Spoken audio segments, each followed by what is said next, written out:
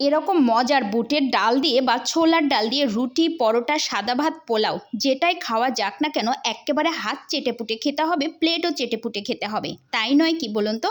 আসসালামু আলাইকুম প্রিয় বন্ধুরা। বুটের ডালটা যদি আবার হয় গরুর গোশ দিয়ে রান্না করা তাহলে তো কোনো কথাই নেই, ঠিক না?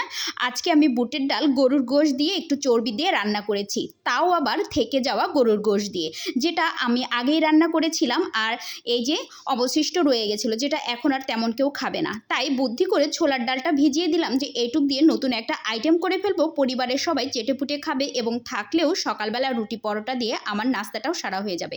তো ডালটা ভিজিয়ে দিয়েছি, ভিজানো হয়ে গেছে, এখন জাস্ট খালি পরিষ্কার করে ধুয়ে তুলে নিব বেশ কয়েকবার পানি পরিবর্তন করে।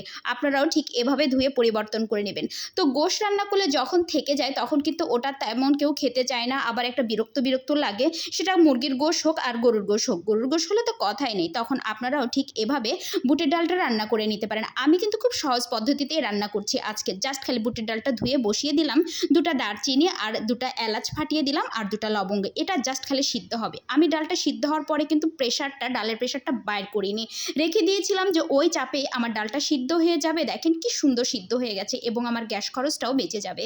তারপরে যখন সিদ্ধ হয়ে গেছে আমি ঢাকনাটা খুলে এই যে জাস্ট খালি গরুর গোশগুলো ঢেলে দিলাম।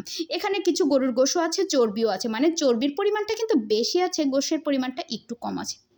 লবণটাও মাশাল্লাহ ঠিক আছে। তো ওইদিকে বুটের ডালটা বলক উঠছে আর এদিকে আমি একটু কাঁকরোল কেটে রেখেছিলাম, এটাও ভেজে নিব। তো কাঁকরোলগুলো দিয়ে কিন্তু নাড়াচাড়া করা যাবে না, যখন গরম হবে তখন জাস্ট খালি এই তো এভাবে উল্টে পাল্টে 5-7 মিনিটের মধ্যে কিন্তু কাঁকরোল ভাজা হয়ে যায়। কাঁকরোল ভাজতে বেশি সময় লাগে না, এটা এমনি এমনি খেতেও ভালো লাগে, তবে কাঁকরোল ভাজিটা সিদ্ধ হলেই তুলে ফেলতে হবে। এই তো আমার কাঁকরোল ভাজা শেষ। এখন কাঁকরোল ভাজির যে তেলটা আছে সেই তেলটা দিয়েও কিন্তু রান্না সারা যায়। এই তো আমি কাঁকরোল ভাজির তেলটা রেখে দিলাম, এখন এটা দিয়ে কিন্তু ওই যে ডালটা বাগার দিয়ে দিব। কাঁকরোল ভাজির তেলটা দিয়ে কিন্তু আপনারা ভর্তাও খেতে পারেন, দারুণ মজা হয়, কিংবা মুড়ি মাখা। আমি কিন্তু এভাবে করে খাই, আপনারা খেয়ে দেখবেন। আমি কখনো চিকেন ভাজা তেল, কাঁকরোল ভাজা তেল, চিংড়ি মাছ ভাজা তেল, এসব তেলগুলো আমি 2-1 দিনের জন্য রেখে দিই, এটা ওটা দিয়ে খেতে বেশ ভালো লাগে।